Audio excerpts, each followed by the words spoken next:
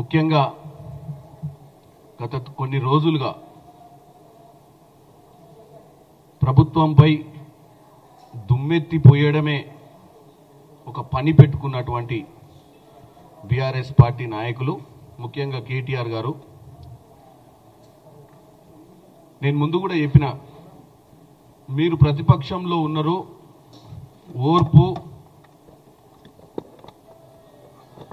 ఓర్పుతో పాటు మీకు గతంలో 10 ఏళ్ళు పరిపాలించిన మీరు 10 నెలలు కూడా కానీ కాంగ్రెస్ పార్టీని ఏదో విధంగా తెలంగాణ ప్రజల ముందు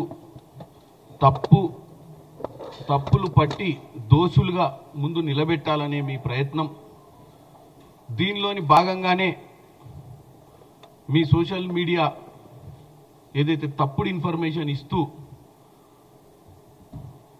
తెలంగాణ ప్రజలను తప్పుడు ఇన్ఫర్మేషన్తో కన్ఫ్యూజ్ చేసే ప్రయత్నం చేస్తున్నారు. ముఖ్యంగా ఇప్పుడు జన్వాడ సబ్జెక్ట్ వచ్చింది. ఈరోజు మీరు 10 ఏళ్ళు మంత్రిగా, మీ నాయన ముఖ్యమంత్రిగా ఉండి మీరే ఒప్పుకుంటారు జన్వాడ ఫామ్ హౌస్ని లీజుకు తీసుకున్నామని చెప్పి. ఒక మున్సిపల్ శాఖ మంత్రిగా ఉండి జన్వాడలో ఉన్నటువంటి ఇల్లీగల్ కన్స్ట్రక్షన్ అయినటువంటి ఫామ్ హౌస్ని లీజ్కి తీసుకున్నా అని చెప్పడంలోనే అర్థమవుతుంది మీరు ఎంత గొప్ప పరిపాలనను తెలంగాణ ప్రజలకు అందించారు. ఒక కీలకమైన పదవిలో ఉండి మనం దాంట్లో ఉండాలనుకున్నా, దాన్ని లీజుకు తీసుకోవాలనుకున్నా నార్మల్గా ఒక సామాన్యుడే దాన్ని 10 సార్లు ఆలోచిస్తాడు, అది లీగలా ఇల్లీగలా, దాంట్లో ఉంటే ఏమన్నా సమస్యలు వచ్చి పడతాయా మీద అని. అంత బాధ్యత లేకుండా మీరు లీజుకు తీసుకున్నా అని చెప్పడం ఒకెత్తు. మరి లీజుకు తీసుకున్న మీరు ఆ లీజ్ పేపర్లు ఎప్పుడైనా చూపించిర్రా మీడియా ద్వారా కానీ, గతంలో మీరు ఎప్పుడైనా, లేదా మీ ఎలక్షన్ అఫిడవిట్లలో కానీ మీరు ఎక్కడైనా దాన్ని డిక్లేర్ చేసిర్రా అనేది నేను ఒక క్వశ్చన్ అడుగుతున్నా మిమ్మల్ని. ఎందుకంటే మేము ఈరోజు మా ముఖ్యమంత్రి వర్యులు ఈరోజు ఇల్లీగల్ కన్స్ట్రక్షన్స్ని హైడ్రా ద్వారా ఎఫ్టీఎల్లో బఫర్లో ఉన్నటువంటి ప్రాపర్టీస్ని కూలగొట్టే ప్రయత్నంలో ఎంత ఇన్ఫ్లుయెన్స్ వచ్చినా, కాంగ్రెస్ పార్టీ నాయకులకు సంబంధించినవి ఉన్నా, ఎక్కడి నుంచి ఏ ఇన్ఫ్లుయెన్స్ వచ్చినా పట్టించుకోకుండా ఒక కార్యాచరణ తీసుకునే సమయంలో మీరు ఇల్లీగల్గా ఉంటే కొడితే నాకేమి ఆబ్జెక్షన్ లేదని చెప్తూనే మీ మిత్రులు, గతంలో రాజులు ఎవరైతే వ్యాపార సంబంధాలు మీతో ఉన్న వాళ్ళు మీకు అది కట్టించినట్టుగా మాకు ఆ రోజు అనిపించి, ఆ రోజు రేవంత్ రెడ్డి గారు దాన్ని బయటికి తీసుకొచ్చే ప్రయత్నం చేసిర్రు. ఎందుకంటే అక్కడ ఉన్నటువంటి చిన్న సముద్రం చెరువు, పిరంగి కాలువను మీరు పూడ్చి 25 ఎకరాల భూమి అది, దాంట్లో మీరు ఫామ్ హౌస్ కట్టిన విషయాన్ని తెలంగాణ ప్రజలకు ఒక మెంబర్ ఆఫ్ పార్లమెంట్గా ఉన్న రేవంత్ రెడ్డి గారు ప్రజల దృష్టికి తీసుకొస్తే ఓర్వలేక మీరు ఆ రోజు ఆయన మీద 151 సిఆర్సిసి కేసులు పెట్టి ఆయనను 15 రోజులు మీరు జైలుకు పంపించారు. చర్లపల్లికి జైలుకు పంపించడమే కాకుండా పైచాచిక నిందాన్ని పొందడానికి ఆయనను మీరు ఉగ్రవాదులు ఉండే సెల్ల పెట్టిరు. ఒక పార్లమెంటు మెంబరు, గతంలో శాసనసభ్యులు, ఎమ్మెల్సీ, వర్కింగ్ ప్రెసిడెంట్గా ఉన్న రేవంత్ రెడ్డి గారిని ఏమాత్రం కనికరించకుండా మీ ఫామ్ హౌస్ని ఆ రోజు ఉంది, ఈ ఫామ్ హౌస్, ఇందులో కేసీఆర్ మీరే కేసు పెట్టారు. పోనీ మీరు లేరని చెప్పనీకే కూడా ప్రూఫ్ లేదు, ఎందుకంటే ఎఫ్ఐఆర్ ఉంది. ఈ రోజు కూడా మీ అందరికి ఎఫ్ఐఆర్ కాపీ కూడా పంపిస్తాను, నా దగ్గరనే ఉంది మొబైల్లో క్లియర్గా. అందులో ముఖ్యమంత్రి కుటుంబ సభ్యులు నివసించే ప్రాంతంలో సెక్యూరిటీ బ్రేక్ చేసి అక్కడ డ్రోన్ కెమెరా ఎగిరేసిర్రు అని ఒక కేసు కట్టి మీ అంతలో మీరే అప్పుడున్న మీ ప్రభుత్వంలోనే కేసు పెట్టించారు. ఏంటంటే దాంట్లో మీరు ఉంటుర్రు అని చెప్పడానికి. తర్వాత కొన్ని రోజులు బుకాయించారు, మేము ఉంటలేము, అందులో మేము ఎప్పుడు మాకు సంబంధమే లేదని. తర్వాత ఈ రోజు కూడా ఏమన్నాడు, అవును నేను లీజుకు తీసుకున్నా అన్నాడు. లేదు అన్ని కూలగొట్టాల్సిందే, తప్పేం లేదు, ఒకవేళ ఎఫ్టీఎల్ ఉంటే బఫర్లు ఉంటే ఎవరిని క్షమించేది లేదని చెప్పుకుంటేనే మళ్ళీ ఏమన్నాడు, వాళ్ళ మిత్రుడిని పంపించి కోర్టులో స్టే చేయడానికి ప్రయత్నం చేసిండు. ఇలా నీకంత చిత్తశుద్ధి ఉండి నువ్వు ఇలా అన్ని గొప్పలుగా మాట్లాడుతున్నావు బయట వచ్చి, అరే తెలంగాణ ప్రజల కోసం మళ్ళీ మేమేదో చేస్తామని, తెలంగాణ ప్రజలకు ఇచ్చిన గ్యారంటీలు నెరవేర్తలేవని మాటలు చెప్పుకుంటేనే ఇల్లీగల్ కన్స్ట్రక్షన్ కూలగొట్టాల్సిందే, నేను దేనికి అడ్డురానని చెప్తూనే మళ్ళీ దాని మీద స్టే ఆర్డర్ కోసం ప్రయత్నం చేసినటువంటి నీ వైఖరిని తెలంగాణ ప్రజలు గమనిస్తున్నారు. నీ ద్వంద్వ వైఖరి, ఒక పక్క అంతా న్యాయమే అంతా ధర్మమే అని మాట్లాడే నువ్వు, ఒక పక్కన అధర్మం అంటే ఏందో కూడా నువ్వే ఒక నిదర్శనంగా కనపడుతున్నావు. అవును, ఇల్లీగల్ అయితే కూలగొట్టాలన్నప్పుడు మీరు స్టేకే, నీ మిత్రుడే కదా, నువ్వు నా మిత్రుడు అని చెప్పినావు. పోనీ ఎవరో బిజినెస్ మ్యాన్ దగ్గర లీజుకు తీసుకున్నా అని చెప్పలేదు, నువ్వు నా మిత్రుని దగ్గర లీజుకు తీసుకున్నా అని చెప్పినావు. మరి మిత్రునికి చెప్పాలి కదా, అది చెప్పకుండా నువ్వు స్టే ఆర్డర్కి ప్రయత్నించి ఈరోజు ఆ స్టే ఆర్డర్ కూడా రాలేదు. దానికి తోడు మళ్ళా నీకున్నటువంటి మీడియా కేటుగాళ్ళు ఎవరైతే చిల్లర కోసం పనిచేసే వాళ్ళు మళ్ళీ 4-5 ఫామ్ హౌస్ల ఫోటోలు ఎక్కడియో మార్ఫింగ్ చేసిన ఫోటోలు మళ్ళీ మీ మీద మీరు దొరకంగానే మళ్ళీ మీ వాళ్ళని అలర్ట్ చేయడం, వాళ్ళు మళ్ళీ మార్పింగ్ చేసి మా మంత్రులకు ఉన్నాయనో ఇంకెక్కడ ఉన్నాయనో కాంగ్రెస్ నాయకులకు ఉన్నాయని చెప్పి ఫోటోలు పెట్టి మీరు ఏదైతే ప్రదర్శన చేస్తుర్రో అందరు చూస్తుర్రు. ఎవరికున్నా ఎఫ్టీఎల్ కానీ బఫర్లు కానీ ఎవరికున్నా అది ఎవ్వరు కూడా ఈరోజు లాకి అతీతం కాదు. ఎవరి అయినా కూలగొట్టాల్సిందే. ఎందుకంటే ఒక నిర్ణయం తీసుకున్న తర్వాత ప్రభుత్వం చిత్తశుద్ధితోటి నిష్పక్షపాతంగా పనిచేస్తుంది. మీ గురించి అడగంగానే గుమ్మడికాయ దొంగ భుజాలు తరుపుకున్నట్టు ఈ చిల్లర వేషాలు వేయకుండా మీరు నిజంగా ఎక్కడన్నా ఇల్లీగల్ ప్రాపర్టీస్ ఉంటే అక్కడ ఉన్న కమిషనర్ గారికి చెప్పండి, కంప్లైంట్ పెట్టండి అఫీషియల్గా. రంగనాథ్ గారు ఉన్నారు, స్ట్రిక్ట్గా పనిచేస్తుర్రు, వాళ్ళకి చెప్పి ఎక్కడెక్కడ ఇల్లీగల్ ఉన్నాయో, ఎక్కడెక్కడ ఎఫ్టీఎల్ ఉన్నాయో, ఎక్కడెక్కడ బఫర్లు ఉన్నాయో అవి ఎవరైనా సరే మీరు లిఖితపూర్వకంగా రాసి మీది మాది అనకుండా ఈరోజు ఏదైతే ఇల్లీగల్గా కట్టిరో అవన్నీ కూలగొట్టే అవసరం ఉన్నది. ఎందుకంటే ఈరోజు కొన్ని గుల్లగొట్టకపోవడం అనేది ఉండదు. ఒక మంచి మెసేజ్ పంపించే ప్రయత్నం చేస్తున్నారు మా ముఖ్యమంత్రి వర్యులు. చట్టానికి ఎవరు చుట్టం కాదని చెప్పే ప్రయత్నం చేస్తుండు. మీరు కూడా అదే లైన్లో ఉండాలని కోరుకుంటున్నా.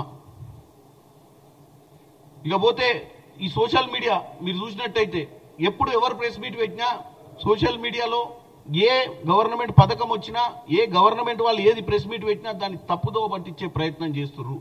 చేసి దానికి రిప్లై ఇద్దామన్న ప్రయత్నం చేసి అన్ని బ్లాక్ చేస్తున్నారు. కేటీఆర్ గారు బ్లాక్ చేసిరు నన్ను, వాళ్ళ దగ్గర ఉన్నటువంటి చిల్లర కేటుగాళ్ళందరూ బ్లాక్ చేసిరు నన్ను. ఎందుకంటే నా మీద కామెంట్ చేసినప్పుడు నా బాధ్యత కదా. నువ్వు కామెంట్ చేస్తున్నావు, చామల కిరణ్ రెడ్డి ఫలానా ఇట్లా మాట్లాడిందని, మరి కామెంట్ చేసినప్పుడు రిప్లై ఎవరు ఇవ్వాలి? నేనే ఇవ్వాలి కదా. మరి నాకు రిప్లై ఇచ్చే అధికారం కూడా లేదా? మీరు ఇప్పుడు చూడండి, నాది అకౌంట్ ఎక్స్ అకౌంట్, నేను కేటీఆర్ బ్లాక్ చేసిండు, వాళ్ళ దగ్గర ఉన్న కేటుగాళ్ళంతా బ్లాక్ చేసిండు.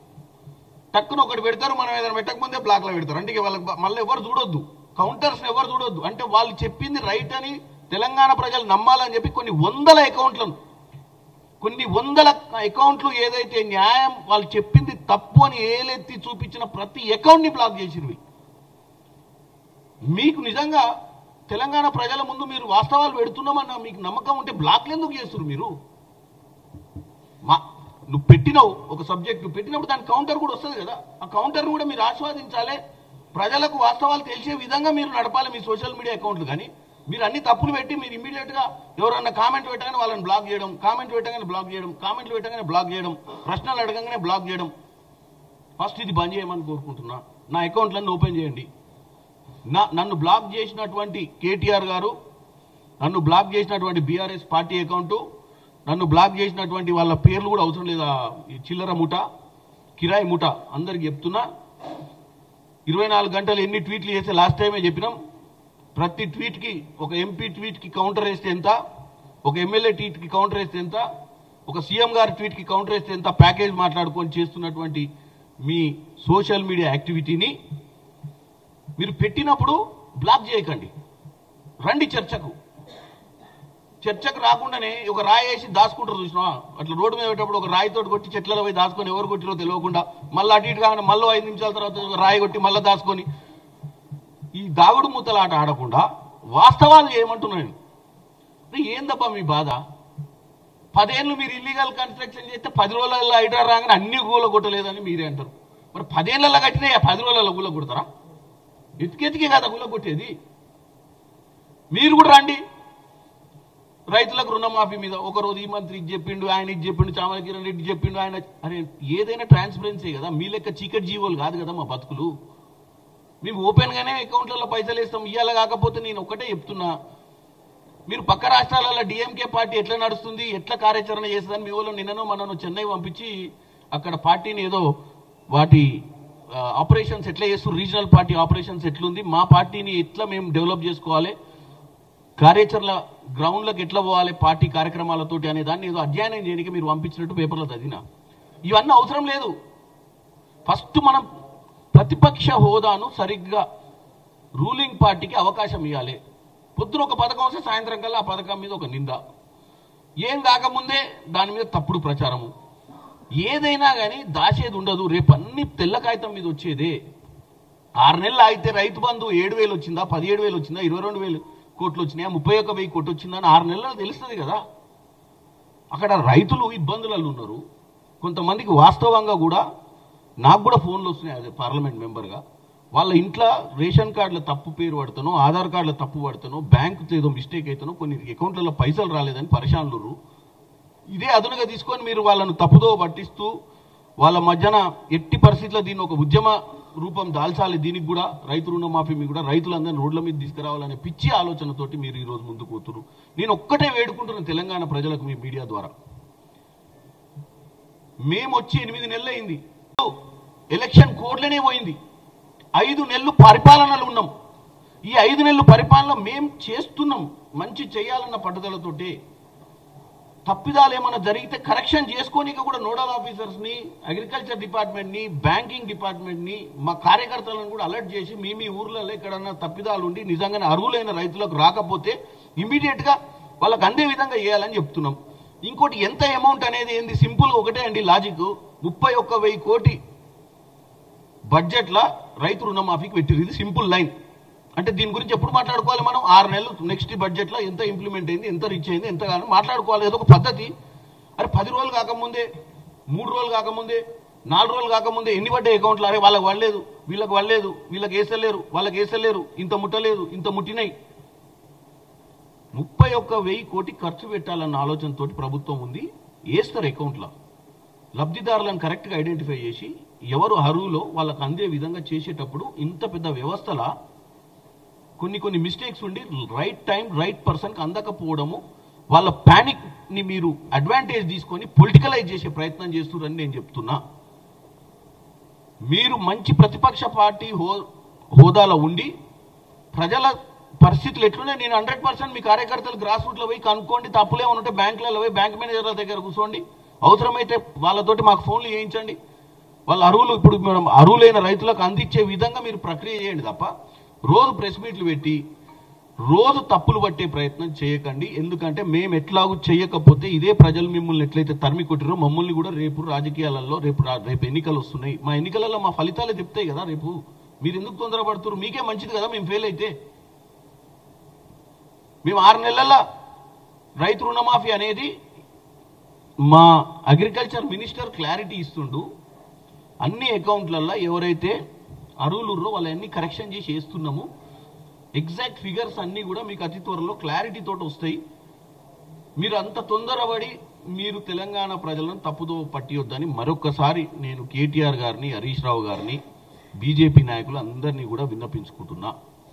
ఇక అది పోతే 3వ అంశం ఇవాళ రాజీవ్ గాంధీ గారి విగ్రహం. మనం ఎన్నో పార్టీలు చూసినాం. గతంలో రాజశేఖర్ రెడ్డి గారి విగ్రహాలు పెట్టిర్రు, గతంలో రాజీవ్ గాంధీ గారి విగ్రహాలు ఎన్నో ఊర్లలో పెట్టిర్రు. ఈవెన్ పంజగుట్ట చౌరస్తాలో కూడా ఉంది రాజీవ్ గాంధీ గారి విగ్రహం. ఇందిరాగాంధీ విగ్రహం నెక్లెస్ రోడ్ మీద ఉంది. ఏ రోజు కూడా ఎప్పుడు కూడా విగ్రహాల దగ్గర పంచాయతీ చేయలే. తెలంగాణ తల్లి విగ్రహం పెట్టాలంటే 10 ఏళ్ల నుంచి ఎవరు ఆపిరు మిమ్మల్ని? తెలంగాణ వచ్చి 10 ఏళ్ళు అయింది కదా. 2014లో నువ్వు ముఖ్యమంత్రి అయినప్పుడు 10 ఏళ్ల నుంచి ఎవరి దగ్గర ఏం పని చేసినావని ఎందుకు ఈరోజు సడన్ గా విగ్రహం పెట్టిరు, దాని ఓపెనింగ్ ఉంది, దాన్ని ఆల్రెడీ నిలబెట్టిరు, అన్ని అయిపోయినాక ఎవరు రెచ్చగొట్టిరు మా ముఖ్యమంత్రిని ఈరోజు తప్పుడు మాటలు మాట్లాడినామని చెప్పి అంటున్న కేటీఆర్కు ఒకటి, ఎవరు రెచ్చగొట్టిరు ముఖ్యమంత్రి గారిని? మీరు ఏమన్నారు? విగ్రహము నిన్న 20వ తారీఖు నాడు విగ్రహావిష్కరణ కార్యక్రమం ఉంటే ఇన్ని రోజులు మాట్లాడను అనివి రెచ్చగొట్టే విధంగా ఆ విగ్రహం మేము ప్రభుత్వంలోకి రాగానే ఉడబీకేస్తాం, తీసుకుపోయి గాంధీ భవన్లు విసిరేస్తాం. ఈ మాటలు మాట్లాడింది మీరు. మాట్లాడినప్పుడు డెఫినెట్గా అన్నాడు, మరి ఇన్ని రోజులు 10 ఏళ్ల నుంచి గాడిద పనులు తోమిరా మీరు? తెలంగాణ తల్లి విగ్రహం పెట్టకుండా మాకు డౌట్ వచ్చింది ఏంటంటే మీ అయ్యే విగ్రహం పెట్టుకుంటేమోనని డౌట్ వచ్చింది రేవంత్ రెడ్డి గారికి. మరి అన్ని రోజులు పెట్టండి, మరి ఇన్ని రోజులు ఆ స్పేస్ ని కాపాడుకుంటూ వచ్చిరంటే ఎప్పుడైనా పుట్టుకున్న మీ నాయన పోతే పెడతామేమోనని ఆయనకు ఆలోచన వచ్చి చెప్పిండు. ఇవాళ నువ్వు ఆ మాట మాట్లాడకుండా ఉంటే ఆయన ఆ మాటే మాట్లాడకపోయేటోడుగా మేము కూడా రాజీవ్ గాంధీ గారు పుట్టినరోజు బ్రహ్మాండంగా చేసుకొని ఆయన గతంలో భారతదేశానికి ఏం చేసిండు, ఇవాళ ఎలక్ట్రానిక్ యుగాన్ని ఎట్లా ముందుకు తీసుకుపోయిండు అనే మంచి ముచ్చట్లు చెప్పుకొని ఆ విద్యార్థులందరికీ ఒక దిశ దశ చెప్పిపోయేటోడు ముఖ్యమంత్రి. రాజీవ్ గాంధీ పుట్టినరోజు కోసం వచ్చిన విద్యార్థుల ముందు పేపర్ చదివితే పొద్దున మేము విగ్రహాన్ని ఉడబిక్తాం అన్నావు, ఇచ్చట నువ్వు మాట్లాడి మళ్ళీ రేవంత్ రెడ్డి గారి మీద తప్పులు వేస్తున్నావు. మీరు రెచ్చగొడితేనే ఇక్కడ రెచ్చిపోతున్నారు. మేము ప్రభుత్వంలో ఉండి మీకు సమాధానం చెప్పాల్సిన అవసరం ఉంటుంది కదా. సరే ఇవాళ మేము తెలంగాణ తల్లి విగ్రహాన్ని తీసుకుపోయి మీరు రోడ్డు మీద పెడతా అన్నారు, మేము లోపల గుండెల్లో పెడుతున్నాం. ఏ రోడ్డు మీద అయితే మీ నాయన సర్రని లోపల పెట్టాడో అదే రోడ్డు మీద సెంటర్లో పెట్టి తెలంగాణ ప్రజలకు ట్యాంక్ బండ్ మీదకి వెళ్ళి అందరికి విజిబుల్ అయ్యేటట్టుగా మా రేవంత్ రెడ్డి గారు పెట్టారు. అంటే దీన్నే చిత్తశుద్ధి అంటారు. మేము పెట్టేటోళ్ళం డిసెంబర్ 9 కల్లా పెట్టాలన్న ఆలోచన ఉండే, కానీ మీరు ప్రజల్ని ఎట్లా రెచ్చగొట్టాలి, ఏ పాయింట్ మీద ప్రజల దగ్గరకు పోవాలి, ఏ పాయింట్ మీద కాంగ్రెస్ పార్టీకి తెలంగాణకు మధ్యన గ్యాప్ క్రియేట్ చేయాలన్న ఒక ఆలోచనతోటి మీరు ఏదైతే పనులు చేస్తున్నారో వీటిని తిప్పికొట్టాల్సిన అవసరం ఉండే. నిన్నటికి నిన్న రేవంత్ రెడ్డి గారు తెలంగాణ తల్లి విగ్రహం విషయం కూడా మేము పట్టుదలతో ఉన్నామని చెప్పి చెప్పాల్సిన పరిస్థితి వచ్చింది. ఉన్నది, మేము ఫస్ట్ నుంచి కూడా ఉన్నాం. సో నేను ఒకటే చెప్తున్నా, రోజు ఒక అజెండాతోటి ముందుకు పోతున్నారు. ఇప్పుడు నేను ఒకటే చెప్తున్నా, 3 అంశాలు, జన్వాడ ఫామ్ హౌస్, రైతు రుణమాఫీ, ఏదైతే మీరు రాజీవ్ గాంధీ విగ్రహం మీద మాట్లాడిన విధానాలు, ఇవన్నీ తెలంగాణ ప్రజల ముందు పెడుతున్నా. ఈ 3 అంశాలలో కూడా మిమ్మల్ని కన్ఫ్యూజ్ చేసే ప్రయత్నం చేస్తున్నారు. హైడ్రా అనేది తీసుకురావడమే గొప్ప, 10 ఏళ్లలో ఎవరైనా తెచ్చిర్రా? ఇవాళ సివిల్ సొసైటీస్ అన్ని అప్రిషియేట్ చేస్తున్నాయి ప్రభుత్వాన్ని. కాకపోతే దాంతోపాటు వాళ్ళు ఇది కూడా సూచిస్తున్నారు, కొంతమంది పేదలు తెలియక బిల్డర్ల దగ్గర కొనుక్కున్న వాళ్ళు కూడా న్యాయం చేయాలి. ఎందుకంటే వాళ్ళకి తెలియదు, అప్పుడున్న ప్రభుత్వాలు పర్మిషన్లు ఇస్తే వాళ్ళు తక్కువ ధరకు వస్తుంది కదా అని కొనుక్కురు, ఇలా వాళ్ళకి కూలిపోతే వాళ్ళు అన్యాయం అవుతారు. నిజంగా ఇది వాస్తవం. దాని గురించి ఆలోచించాల్సిన అవసరం ఉంది. ఏ బిల్డర్ అయితే కట్టిండో, ఎవరైతే ఇల్లీగల్ పర్మిషన్లు ఇచ్చిర్రో, ఎవరైతే ఇల్లీగల్ పర్మిషన్ తీసుకొని కట్టిర్రో వాళ్ళ మీద కూడా చర్యలు తీసుకొని వాళ్ళకి డబ్బులు ఇప్పించాల్సిన అవసరం ఉంది ప్రభుత్వం మీద. ఎవరో 4 రూపాయలు దాచుకొని పుట్ట మార్చుకొని ఒక ఇల్లు ఉండాలి మాకు కూడా ఎక్కువ రేట్లు పెట్టి కొనుక్కోలేక ఇట్లాంటి దరిద్రులు కొంతమంది మార్కెట్లో పెట్టి అమ్మితే కొనుక్కొని ఇబ్బంది పాలైన వాళ్ళ గురించి కూడా ప్రభుత్వం ఆలోచిస్తుంది. వాళ్ళకు న్యాయం చేసే విధంగా ముందుకు పోతుంది ప్రభుత్వం. ఇది ప్రజా ప్రభుత్వం, ప్రజల కోసం వచ్చిన ప్రభుత్వం, ప్రజల చేత ఎన్నుకోబడి వచ్చిన ప్రభుత్వం. ఏ కార్యక్రమం తీసుకున్నా మేము, అది గ్యారంటీలు కానీ అది ఏ చర్యలు కానీ ఒక సామాన్యుని ఇబ్బంది పెట్టే ప్రయత్నం ఈ ప్రభుత్వం చేయదు. ఈ ప్రభుత్వం సామాన్యుని కోసం పనిచేస్తుంది. ఎన్విరాన్మెంట్ ని కాపాడే ప్రయత్నం చేస్తుంది. ఇవాళ ఎవరికి ప్రాపర్టీస్ ఉన్నా, వాళ్ళు చెప్పే పేర్లల్లా ఎవరికి ప్రాపర్టీస్ ఉన్నా అందరికీ ఇదే శిక్ష పడుతుంది.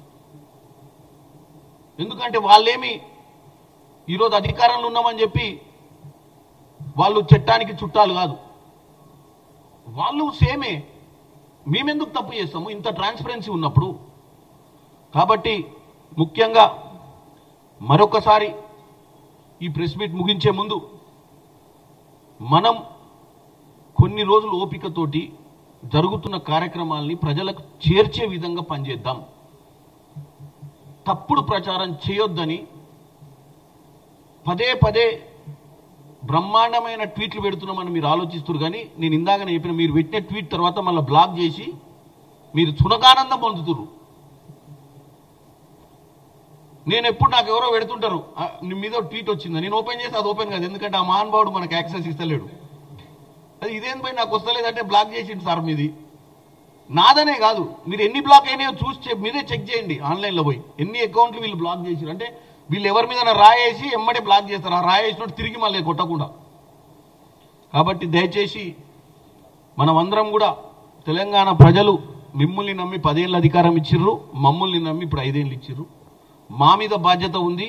మళ్ళా మీకు రాజకీయం చేయాలన్న చిత్తశుద్ధి కనపడుతుంది మీలో, ఎందుకంటే పక్క రాష్ట్రానికి పోయి అధ్యయనం చేసి వచ్చారు కాబట్టి ఒళ్ళు దగ్గర పెట్టుకొని మీరు ప్రతిపక్ష పాత్ర వహించాలని కోరుకుంటున్నాం.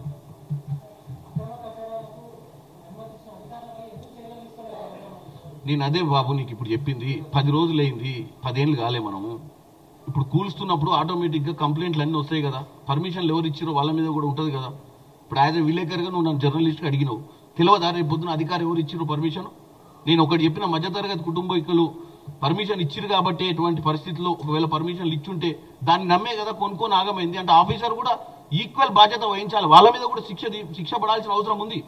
ఎందుకంటే సిస్టమ్ మొత్తము ఎక్కడ కరప్షన్ జరిగింది, ఎక్కడ కన్స్ట్రక్షన్ స్టార్ట్ అయింది, ఏ ఆఫీసర్లు కళ్ళు మూసుకొని పనిచేసిరు, ఈరోజు అందరి గుండెల రైలు పరిగెత్తుతుంది కదా. ఎందుకంటే అందరూ వహిస్తారు బాధ్యత.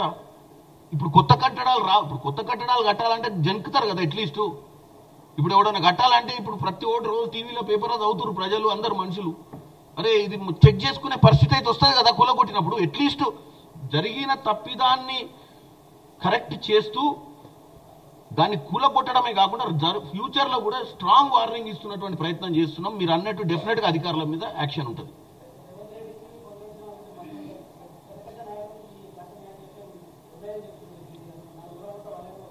వాళ్ళందరినీ పొద్దున్న ఎక్కడెక్కడ ఉన్నాయో అక్కడికి పోయి ఫస్ట్ రిటర్న్ కంప్లైంట్ ఇవ్వమని చెప్పండి, ఇచ్చి ఐడెంటిఫై చేసి చూపించమని చెప్పండి. మీడియా అయితే అవైలబుల్ ఉంది కదన్న. ఇప్పుడు కేటీఆర్ గారు ఎక్కడెక్కడ ఇల్లీగల్ కన్స్ట్రక్షన్స్ ఉన్నాయో ఆయనదైతే రేపు పొద్దున ఆయనే గుల్లగొట్టుకుంటే కూడా ఆయన ఖర్చులు ఇస్తాం మేము. ఒకవేళ మాకు ఇబ్బంది పెట్టకుండా హైడ్రా వాళ్ళకు ఏదన్నా ఏదో ఖర్చు ఉంటుంది కదా, వీళ్ళు గుల్లగొట్టిన ఖర్చే, ఆయన గుల్లగొట్టిన ఖర్చే. అది ఏదన్నా ఉంటే గుల్లగొట్టేస్తే మరి అది మన రంగనాథ్ గారితో మాట్లాడితే, సార్ మీరు రాకముందే మాది మేము గుల్లగొట్టుకుంటే ఏమన్నా ఇస్తారా నష్టపరిహారం అంటే ఖర్చులు, కూలగొట్టే ఖర్చులు అనేది కూడా మాట్లాడుకోవచ్చు వాళ్ళు. ఆధారాలు ఇస్తే కూలగొడతామంటున్నా, ఆధారాలు ఎవరికి ఇస్తారు? మీడియాకి ఇచ్చి ఓ పేపర్లు కాదు, దానికి పద్ధతి ఉంటుంది.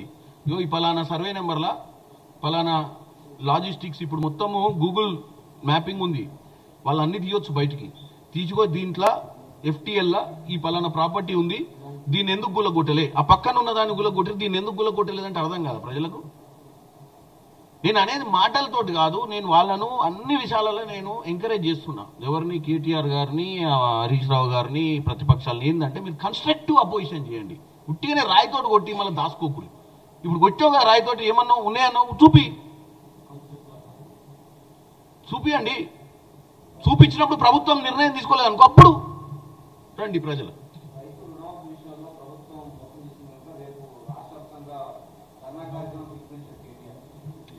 నేనేమంటున్నా అంటే ఇదంతా మ్యానిపులేట్ చేసి కన్ఫ్యూజ్ చేసి ఇంకా ప్రక్రియ మేము నిజంగానే ప్రక్రియ అయిపోయిందని షటర్ క్లోజ్ చేసినాం అనుకో, ఇంకా అయిపోయింది, రైతు రుణమాఫీ లేదు, ఇక ఎవ్వరికి వేయము, ఇప్పటిదాకా వేసింది లాస్ట్, ఇక మీకు రావు, ఇక మర్చిపోండి, మీరు రైతులే కాదు అన్నప్పుడు అందరు రైతులు రోడ్డు మీదకి రావాలి. మేము అర్హులైన రైతులకు ఇంకా ప్రక్రియ నడుస్తుంది, కొన్ని కరెక్షన్స్ వల్ల కొద్దిగా ఆగిపోయినాయి, మీటే అందరికి వేసినప్పుడు నువ్వు ధర్నా పెట్టేది ఏంది? నేను ధర్నా ఎప్పుడు పెట్టమంటున్నా? ధర్నా 6 నెలలు అయినాక రాని రైతులను తీసుకొని రా రోడ్డు మీదకి.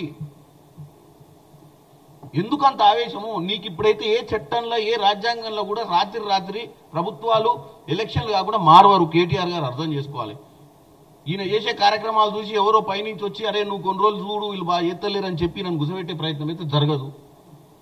5 ఏళ్ళు కాంగ్రెస్ ప్రభుత్వం ఉండాల్సిందే, ఆయనకు ఎమ్మెల్యేలను కాపాడుకోవాల్సిందే, పోకుండా ఆయన మీద చాలా బాధ్యత ఉంది, పార్టీని బతికించుకోవాల్సిందే ఆయన.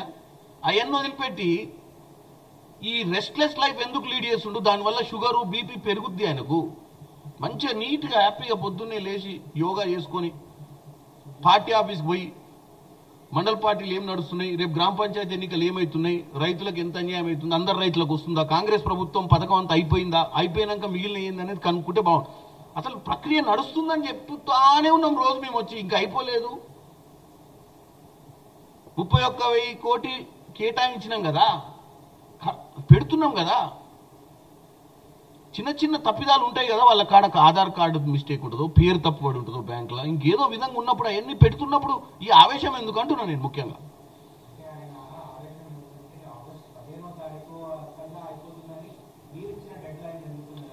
నేనేమంటున్నా, వాళ్ళు 10 ఏళ్ళ చేయండి, మేము 5 నెలల్లో చేస్తున్నాం కదా, దాన్ని అప్రిషియేట్ చేయాలి ఫస్ట్. ఒక కన్స్ట్రక్టివ్ అపోజిషన్ అంటే నువ్వు ఓన్లీగా నన్ను తప్పే పట్టాలని నువ్వు రోజు రాత్రి డిసైడ్ చేసినాక ఏదైనా పట్టుకోవచ్చుగా. మంచి ప్రజలకే జరుగుతుంది. ఇవాళ 22 లక్షల రైతులకు మేము రైతులు రుణమాఫీ చేసినాం అంటున్నాం. అంటే 22 లక్షల మంది రైతులే కదా, వాళ్ళకి న్యాయం జరిగింది కదా. మిగతా వాళ్ళకు న్యాయం అడగడం ఆయన తప్పులేదు, అందరికీ ఏమనడము ప్రతిపక్ష పార్టీగా అడుగుతుండ ఆయన. కానీ ఇక లేదు, ఇస్తారు, మోసం చేశారు వీళ్ళు, అబ్బా ఇంత దగ, ఇంత మోసం, ఇంత ప్రపంచంలో ఎక్కడ లేని దగ, ఎక్కడ లేని మోసం, అమ్మ అమ్మ అని గుండెలు బాదుకునేంత ఏంది ఉంది, ఏముంది ఇక్కడ గుండెలు బాదుకునేంత? గుండెలు బాదుకునేంత అన్యాయం ఏం చేసింది కాంగ్రెస్ పార్టీ? 22 లక్షల మందికి రైతులకు రుణమాఫీ చేయడం పెద్ద దగా మోసమా? మిగతా రైతులకు చేద్దామన్న ఆలోచనతో ముందుకోవడం దగా మోసమా? అరే నువ్వు 2014లో ఇస్తా అనేది 4 ఏళ్ల దాకా అని దరిద్రుని నువ్వు గుండెలు బాదుకోవడం ఏంది? 2018 ఎన్నికల ముందు ఓట్ల కోసం రుణమాఫీ చేస్తా అని 23 దాకా ఏ రోజు ఆలోచించాను, నువ్వు గుండెలు బాదుకోవడం ఏంది? నీకేం అధికారం ఉందని తెలంగాణ ప్రజల ముందు గుండెలు బాదుకుంటావు? వాళ్ళు మర్చిపోయారు అనుకుంటున్నావా నీ పాలనను? మేము గట్టిగా మాట్లాడతలేము, మేము నీ ఊకి అందరం తిడతలేము అనుకుంటున్నావు నీ లెక్క? పదే పదే ఇదే ప్రెస్ మీట్లో 100 సార్లు చెప్పినాం ఇప్పటికీ ఆయన చరిత్ర. 2014 నుంచి 2018 దాకా 4 ఏళ్ళు దఫాలు ఇచ్చి 8,500 కోట్లు ఎగ్గొట్టిపోయిన వాళ్ళు. 2018 ఎన్నికల ముందు ₹1,00,000 రుణమాఫీ చేస్తాను, 2023లో కొద్దిగా చేసిన ఎన్నికల ముందు. 4 ఏళ్ళు నువ్వు చేయని, నువ్వు కూడా మాట్లాడితే ఎట్లా? మేము ఏదో చేసే ప్రయత్నం చేస్తున్నప్పుడు ఎంకరేజ్ చేయంటున్నా, చేసి మిస్టేక్స్ కూడా ఐడెంటిఫై చేయి. ఇట్స్ కన్స్ట్రక్టివ్ అపోజిషన్ అంటారు. ప్రజల కోసం మనం అపోజిషన్ ఉన్నామనేది నిరూపించుకోండి. హైడ్రా చేస్తున్నాము, మెచ్చుకోండి. డెఫినెట్గా మీరు అందరి కూలగొట్టాలి, నిష్పక్షపాతంగా హైడ్రా ఉండాలన్నారు, మంచిది, కన్స్ట్రక్టివ్ లైన్. నాది మాత్రం మా దోస్తు తోటి పోయి కోర్టులో పిటిషన్ వేసుకొని అటు స్టే తెచ్చుకోనికి ప్రయత్నం చేస్తే అది న్యాయమా? నువ్వేమో శ్రీరంగ నీతులు చెప్తావు, చేసే అన్ని ఏం పనులు చేస్తున్నావు అందరికి తెలుసు.